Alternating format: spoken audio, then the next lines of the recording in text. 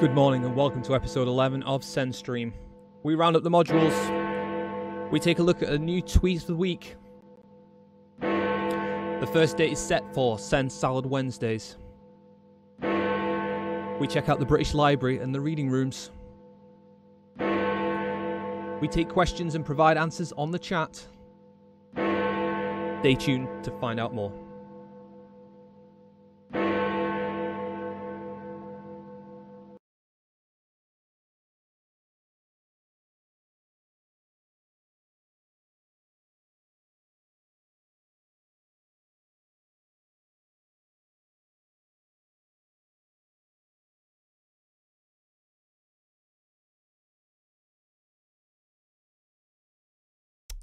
Good morning, everyone. Welcome to episode 11. We've had a rough start. I'm not going to lie. On this end, it's been tricky. 3 days out of the office, sick, and I come back to a non-functioning SEN stream, so that was unhelpful. But I've seen that some of you have mentioned on the chat that everything is welcome. Everything is working and ready to go. So that is good to see. So, as I said in the worst introduction I've done so far, we are going to be looking ahead to the next week. I'll be honest, I've been out of the office for the last 3 days, not very well. So I've been catching up as much as you guys will be this morning. But bear with me, I've got the updates from various members of staff, so we'll head through those. I've got a tweet of the week this week. We're going to have a look at some protein and bone health stuff. We got the first date set for the SEN Salad Wednesdays, so I'm going to let you know when that is. We're going to check out the British Library and some of the reading rooms that they have available there, because we're going to go into a period where we're going to be doing a bit of revision, and we've got a few courseworks handed in, so you might need a quiet place to do that. We're going to take some questions on the chat when we get there, and yeah, if you've got any questions, load them up. I've got the chat open in the background. I've already seen a few guys have already put a few comments through there, so let's get straight into the module updates. Okay, I think first up we've got nutrition and performance. Let me just get my questions up 1 second. I said I had the, yeah, I do. Here we go. So Ted, good morning. I can see you ringing. Alex, good morning. Nice to see you. Anybody else is out there, do let me know that you are floating around in the background, so I know I'm not just talking to myself. So we'll start with nutrition and performance. I believe you had a lot of Claire this week. She's been everywhere. In every module at all times. So thank you to her efforts for contributing so heavily this week. But she just thought she came back to me here with a little bit of an update regarding the session that you had with her with regards to the SPSS tutorial on nutrition and performance. So not research methods, but nutrition performance.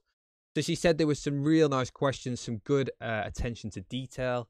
You were asking for help and advice and how to manipulate data and carry out the right test that you need to within that module. So excellent. Now she's encouraged you to try and increase your confidence a little bit, so making sure you know what question you want to answer first, and if you don't know, then your method that you're going to use is unlikely to be correct. So she's got a bit of a process that I'll share with you here. Let me make my screen big. Josh, good morning, good to see you there on the chat. Let me get this big and show you. So, my daft head is in the way here. Let me just, I'll read it out. Oh, I can shuffle. Here we go. So, define your question. So, what is it you want to ask? And then put together your hypothesis. So, what do you expect to be the answer / the relationship that you're hoping to see or try and at least determine. Use your knowledge to detail what variables you would need to answer that question. So what variables do you have available to you in the data set that you have to hand? And what do you want to do with them? How are you going to handle them? Are they continuous? Are they categorical? What's the nature of those variables that you've got, and how can they help you answer your question? Understand what they look like. So would any descriptive statistics such as means and standard deviations, or medium and range, if they're not normally distributed, counts and frequencies if they're categorical variables, select your test, run it, and then interpret your results. Now, obviously, the last 3 points there, select the test, obviously that comes with experience. Run it. Again, once you've been through the process a few times with each individual statistical technique, you should be grand. and then interpret the results. Again, the more times you run some stats, the more times you get some data out the other side of it, the more chance and opportunity that you'll have to actually interpret your results. So it's nice to see that Claire is keen. Claire is a massive stats geek, so to have praise from her is a good thing with regards to SEN specific students as well. Obviously, we don't have any GPHN lot in your nutrition and performance module, so it's great to see that you are engaging and that she's impressed with the questions and the detail that you're attacking that kind of module with. So excellent. We're gonna move it on. I think I have some updates specific to the module here. Let's just have a look. First of all, before we move on, we've got Antonia, good morning, with a smiley face. We've got Angie, good morning to you too. And we've got bitter butter lifts. Now, this is the thing, like we're publicly available right now, guys. So you can sign in with your personal accounts, which bitter butterfly lifts. I don't know who you are, so names would be welcome. But again, good morning to everyone who is joining us. Let me just get rid of this so you can see the screen. So nutrition and performance, looking ahead to next week. Now, I've been on my back for the last 3 days, suffering quite heavily. So I'm a little bit behind, and I'm trying to keep it upbeat. And the lights, the temperature, I'm whinging, I'm moaning. But anyway, I've had to take the opportunity to kind of get a bit of a catch up this week. So I hadn't had the opportunity to get an update directly from Jane this week, simply because I asked this morning. When I was coming in on a train. But looking ahead to next week, you've got a lecture, 2-part session, a lecture and then a tutorial. The lecture will be with Rumi, who will be looking at fatigue and limits to performance. Then we'll be looking at specifically central and peripheral fatigue. So central fatigue would be fatigue that emanates primarily from your brain and anything that is between your brain and the muscle. So thinking about the amount of amplitude that your brain can generate to actually contract your muscle in the first instance. So we can try and test this a little bit as well. We can use this well, it's not magnetic resonance. I can't remember what it's called, but essentially you put a big magnet on someone's head and you depolarize a section of their motor cortex. That can result in them depolarizing the neurons in their brain, which then results in a contraction. So if you're interested in maximal contraction, and to see if someone is actually maximally contracting, you get them to maximally contract, and then you give them a bit of a stimulus inside, just on their motor cortex, and you can then see if there's any further increase in force. And if there is, it means that your brain is deregulating, or it's kind of throttling the amount of electrical activity that's sent to your brain, which is what we define as central fatigue. Peripheral fatigue, slightly different. Peripheral fatigue denotes or refers to any fatigue that is emanating from the muscle specifically, or the surrounding the muscle itself. So we can think about iron buildup, we can think about substrate, like a lack of substrate or breakdown of substrate. We could see up a buildup of byproducts, so carbon dioxide, monoxide, lactate, hydrogen ions, calcium ions, all sorts of different factors which would reduce your ability to contract the muscle. So all interesting stuff. She's going to look at sport-specific fatigue as well, and then fatigue and specifically in its relationship to performance.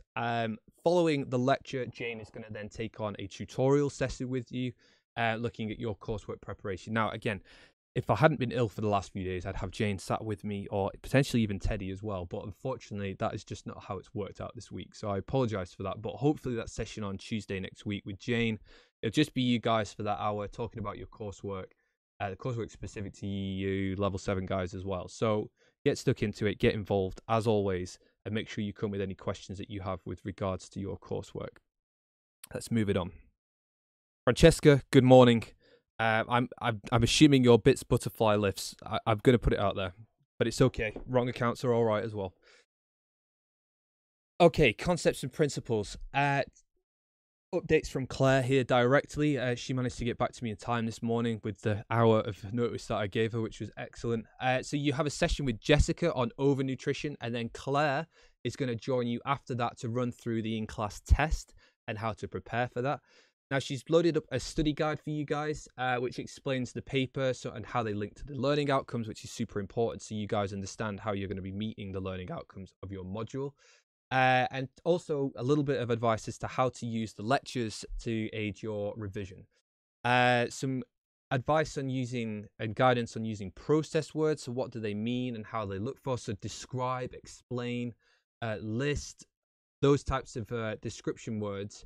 Claire's going to go through, and when it says describe, what does that actually mean? Or explain, or more open questions or open formed questions, which is what you tend to get at level 7 as well.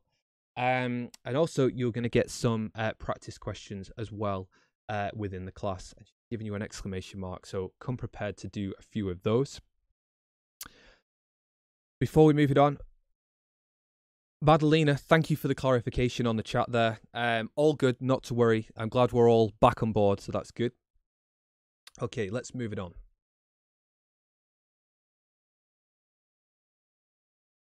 Okay, looking ahead to next week in Concepts and Principles, you've got a session with Teddy at 2 p.m. on iron and zinc. Claire has suggested that this might be covered in the exam. You might want to turn up, is what I would say on that front. Then you've got a Claire with a tutorial from 3:30 till 5.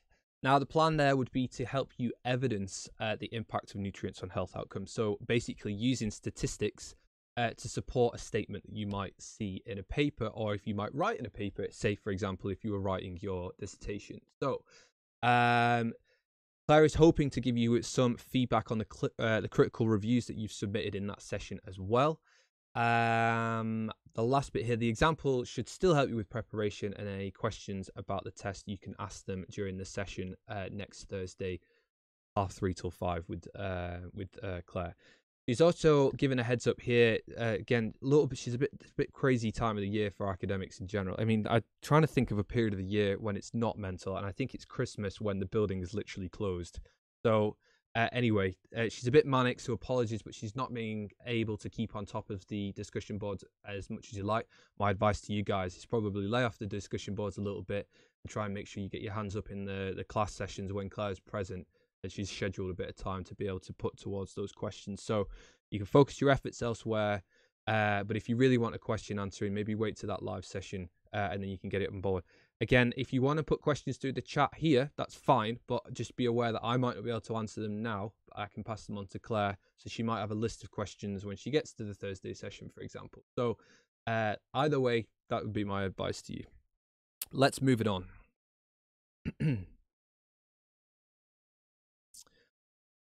Research methods. As I said, it's a little bit of an update from Claire again here, as you've had Claire a lot, I believe.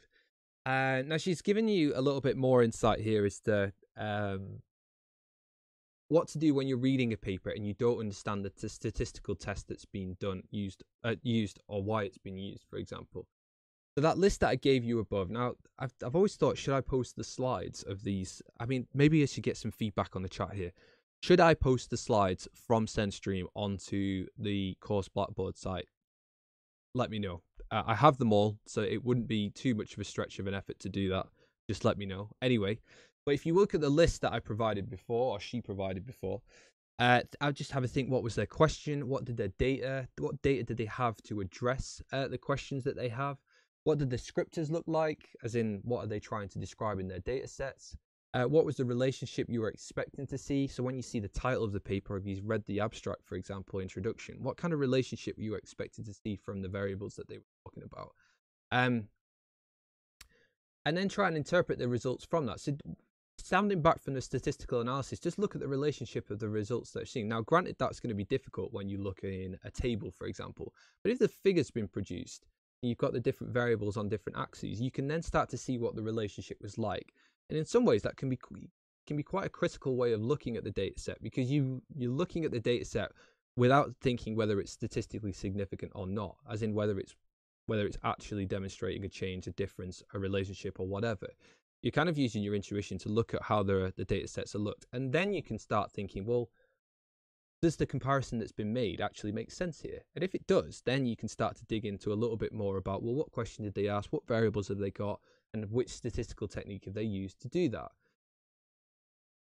Now, if you look at the relationship on the two variables, for example, in my head, I've got like a scatter graph of two variables, and they're trying to look at a relationship, maybe an R-squared value or a Pearson's correlation, for example. And you think, they just seem randomly placed to me, and yet they're trying to report a significant Pearson's correlation value, for example. Does that hold true to you? Are you being does it do you look at it and go, actually, yeah, I'm being a bit skeptical about that? Then if you are, then you can start to dig into that statistical technique a little bit more. But always be critical when you look at people's statistics and their reporting of it. It just helps you be a little bit more detached from the story that the author is trying to give you. Now, I've just seen on the chat here that people are pretty keen to have some of the slides available on the thing, so I will look into that. It might not be today as I manically try and catch up on 3 days worth of work, but leave it with me. I will get them up, and then at least you've got access to them moving forwards. Okay, moving on. Okay, again, I've done my best with the updates, the module updates here, with the information that I and you guys have available to you, but just bringing it to the forth. So, research methods for health sciences 1. You have in week 11 on the 5th, you've got it in the computer room. Now you're going to be sampling methods for quantitative studies using data presentation analysis using Microsoft Excel. Now, Microsoft, people think, oh, Microsoft Excel, it's a bit run of the mill, like it's not particularly fancy, but Microsoft Excel can produce dissertation level figures if you allow it and give it a chance to. So worth investing a little bit of effort and time into that. A lot of other students, particularly looking ahead to their dissertation, take advantage of the 30-day free trial that you get with GraphPad Prism. I'm just thinking whether you guys would like to see GraphPad Prism. I can give you a link to it, or we can maybe have a look at it in a second. Again, we'll let me know on the chat. But essentially, Microsoft Excel will form the basis of how you do your data collection and your data analysis, as in getting figures from your data collection into a usable format, into tables, into an ordered structure, so that you can then start forming figures off the back of it. Now, if you were interested and you knew what relationship that you were going to draw between two variables, you might already have pre-made figures that when you populate your tables, it then starts to populate the figures that you can kind of see a relationship emerging once you get more data in.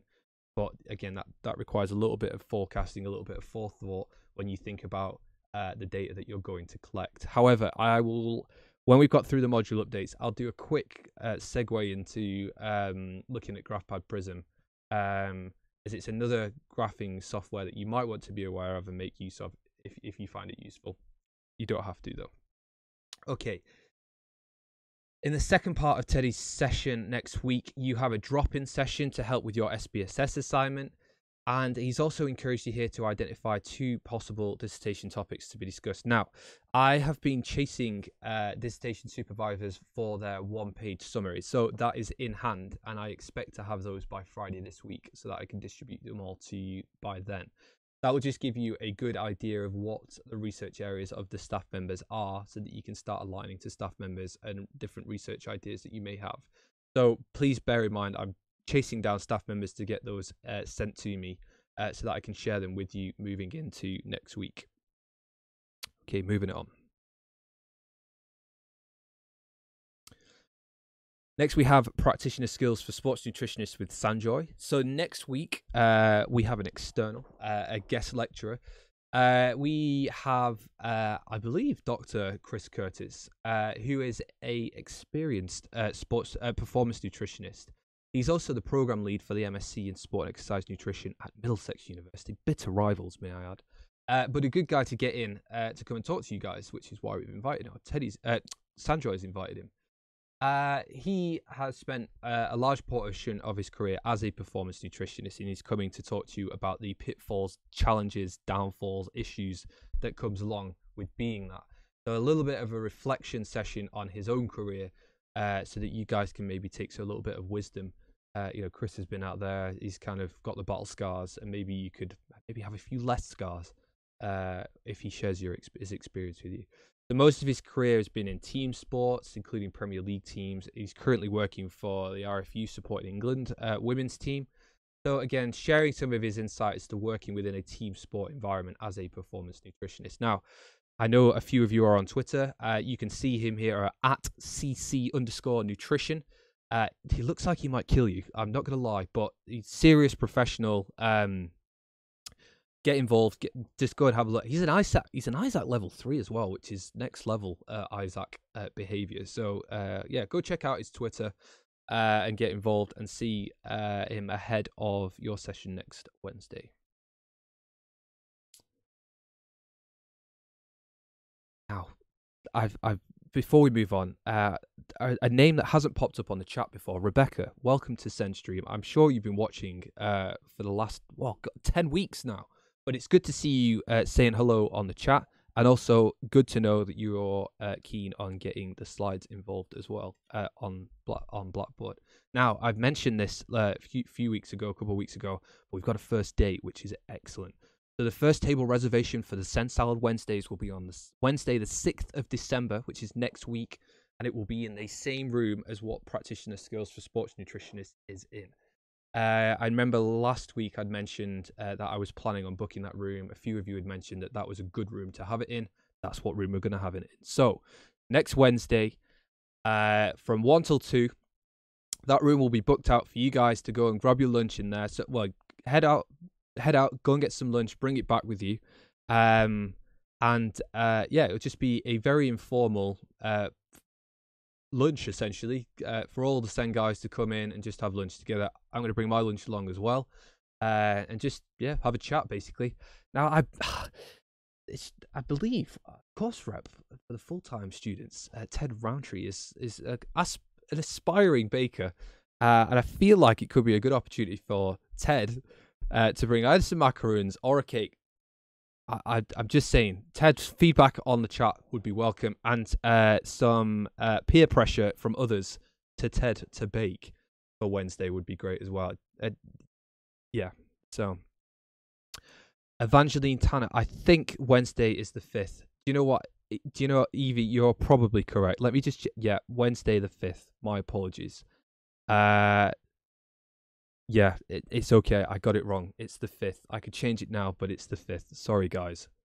Wednesday the 5th, not the 6th. It's been a rough few days. Ted's going to work on it. He'll see what he can do. Excellent. Fantastic. I just thought I'd let you guys know that it was on. Don't feel pressured to come.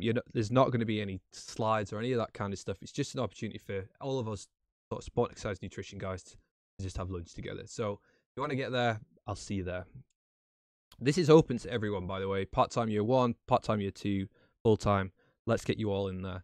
I appreciate that the part-time year 1 guys might not be in on a Wednesday, but I believe most people were going to be in on a Wednesday. So I've tried my best. Okay, let's move it on. Okay, tweet of the week. Tweet of the week is from Asker. You can drop. Asker is, I believe, a prof, but I'm not sure. A professor of sport and exercise, metabolism, nutrition, whatever. It would be impossible for you to get into week 10 of your MSc without seeing his name pop up on something sport and exercise nutrition related. I've shown some of his infographics before as well. But essentially, the question he poses here is protein harmful or beneficial for bone? Now, when we are thinking about protein consumption, the typical advice is to consume more than the recommended nutrient intake for protein consumption. So more than 0.85 grams per kilo, with the general advice being somewhere for resistance trained individuals in the sort of 1.5 to 1.6 grams per kilogram. And again, endurance trained athletes tend to want to up it to around about anywhere between sort of 1.2 to 1.4, depending on the intensity of the activity. What we can see here, if I just made this a hyperlink, so let's see where it takes us. It's probably going to open it on the wrong screen. Here we go. Let me just bump this over here. Here we go. So you can see here, Asker at You Can Drop, again, prolific in the sport exercise nutrition world. He does his own blog, which doesn't have a stream like as quality as this, guys. Come on. Which is called My Sports Science. If we click on the link, it will take you to a link which discusses this topic. So the consumption of dietary protein. This is challenging my internet connection. I'm just going to throw that out there.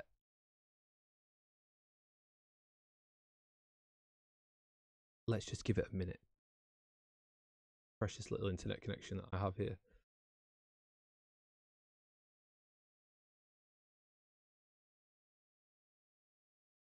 It looks like Craig Sales contributed to this, and Emma Dolan as well, which is good to know. Oh, here we go. I think this must be a huge picture. But take the opportunity to have a little read through this short section here with regards to whether it's beneficial or not. We can see here green arrows indicating that represents a pathway through which dietary protein may positively impact bone, and also some negative pathways here represents a pathway through which dietary protein may negatively impact upon bone. So an interesting one to take a look at. It's one that's going to be contentious throughout your entire careers. It has been through mine so far, but take a look, see what's involved, and get up to date with that little bit of literature on that area. Okay, let me take it back to our slides. I think we're going to come to, oh no, I remember what I've got. Okay, so a few of you had mentioned, you know, these extra little hints and tips and stuff like that is quite useful, and this kind of falls within that theme now. So I'd recently been looking into the British Library because there's been a few journals that I've come up against recently within the university where we don't have institutional access, which then means I have to do an interlibrary loans, which is fine. It just takes a few days, and I don't have the attention span that warrants waiting a few days for a paper, unfortunately. So I kind of need it there and then. So I'm sure that resonates quite loudly with our generation, shall we say, that really, you know, gets information quickly and then tries to act upon it quite quickly as well. So I was looking into the British Library, as that's generally where most interlibrary loans come from. They tend to come directly from the British Library. Then I started reading about the science reading rooms there. So essentially, this is a picture of the science reading rooms within the British Library, whereby all of the computers have the full British Library access to the journals and the papers that you want. So if you did just want to have a full-on, like, focused session on a particular research area where you wanted to ensure that you had access to most of the literature out there, it could be a good opportunity for you to get yourself down to the British Library, onto one of the into one of the reading rooms, specifically the science reading rooms, and just have a focused session on that particular area of interest. Similarly, if you just wanted a quiet space to work that wasn't university, that has minimal distractions and a kind of underlying, you know, please don't speak, then again, British Library can be a good place to go to. Now, I've just posted a little link to myself, so let's click that on that now and just take a look. Now, the only reason I mention this, I've just seen some comments come up, but I'll come back to them in a second. The only reason I mention it is that if you want to get into the reading rooms, I believe you just need to go through a bit of a process of bringing some identification in, getting yourself a library card, and then you've got access from that point onwards. So I think it's things like a bank statement or a utility bill or something with your address on it and some form of ID like a passport or a driving license. Now, some of you are going to ask, is this open to just British citizens or everyone? I have no idea is a short answer. I'm just bringing this resource facility to your attention so that you can then go and find out more for yourselves. Now, I'm hoping to get down there. I haven't signed up yet, but I keep forgetting to bring in my ID. And I basically go past the British Library every single day on the way to work. So I am thinking of getting involved and getting across here just to have a look. But I just thought you guys might also benefit from knowing about the existence of the British Library and what it has to offer. So the science reading rooms, they have computer access in there, which will give you access to pretty much every journal you would ever dream of, and would just give you an opportunity to get your head down and get stuck into a topic without facing paywalls to journals, which is infuriating. Now let's go to the chat before we move on, because lots of comments being held up here. So Francesca, about protein, the ISSN, International Society of Sports Nutrition, has just launched the International Protein Board with all the research on protein if anyone is interested. Unfortunately, she has a comment here which is held for review. I'm going to click show. I didn't know I could do that. So you can see on the chat, Francesca has given you all a link. If you click on the link, it will take you to the ISSN. Is it a position stand, I believe? Let's have a quick look. I'm just opening it on my end. Oh. Okay.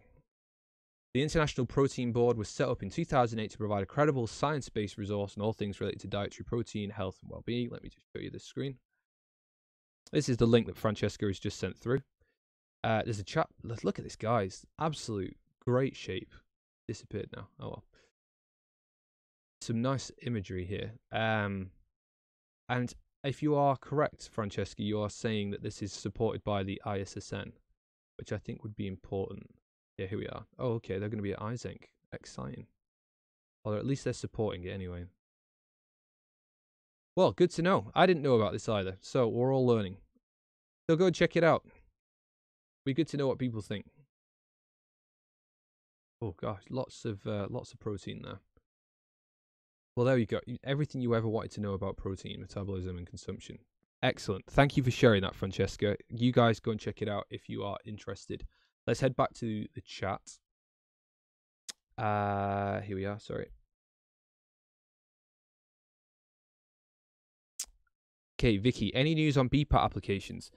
Yes, we've received them, and Helen has looked through them all, and we just need to confirm them. Again, me being ill is not helping any of this. So let's say we'll try and get back to you by this Friday, anyone who has submitted a BPAT application. Now, ideally, we would have started the training for BPAT a little bit earlier into the semester than we have, but I think we just need to temper expectations a little bit. So we're going to be moving into a few exam periods, in-class tests and coursework heavy and Christmas and stuff like that. But I think with the BPAT stuff, we're going to have to focus on this being a sort of January and semester 2 effort so that we're all set up and ready to go maybe midway through semester 2 and move on from there. So a little bit behind what we were this time last year, but not to worry. We've had a lot on new things going on this year as well. So hopefully that answers your question with regards to BPAT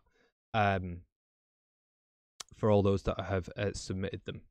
There weren't as many as applications as I thought there would be, which is interesting. I'd be interested to find out why people weren't keen to get involved. But yeah, once let me get back to you guys by this Friday at the latest. Just it might be later on Friday is what I'm thinking. So there we are. I believe I've covered everything I wanted to on the slides, which then just leaves me open to... Oh, okay, yeah. One other thing. Again, if you've got any questions, ask. But let me just skip back over to the main screen.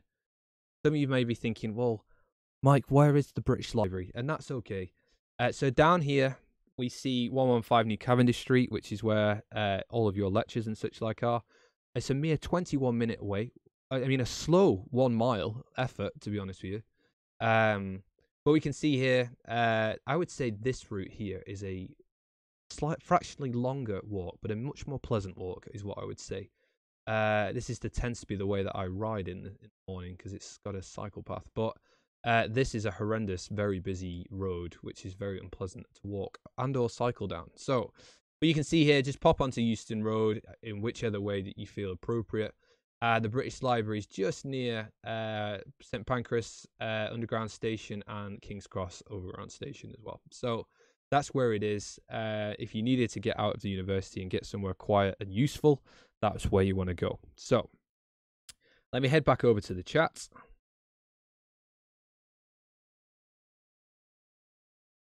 Excellent. Yeah, okay. With regard Vicky there, just saying, and I get it, don't worry. Just trying to understand what my commitments might be over the next couple of months. With the numbers that have applied for the BPAT application, I think we could be a little bit more pragmatic as to when those sessions are held. So I thought it was going to be this semester, and it's just not worked out that way. But excuse me, we will push ahead for semester 2. Excuse me, and see if we can get something involved. And again, I think we might just have to look at what people's commitments are and come up with the most sensible time, looking at the module commitments and stuff like that. So yeah, thanks for asking and reminding me. We'll get on top of it as soon as we can. So any more questions, guys, before I call it a day? Just simply because I am, a few days off. It's been a rush to get this together this morning, not gonna lie. But hopefully everyone is okay. It would be good to get some feedback in the chat if everyone is alive or well and kicking. I haven't been, but I'm back up to speed now, fingers crossed. So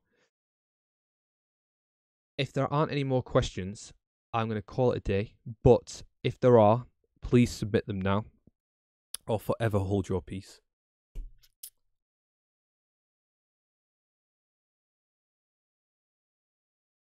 Okay, I'm not being flooded. So I will leave it at that. Thank you very much for watching, as always, guys. It was great to get you to say, if you're watching again today, Ted, no pressure. The 5th, not the 6th, which is the Wednesday.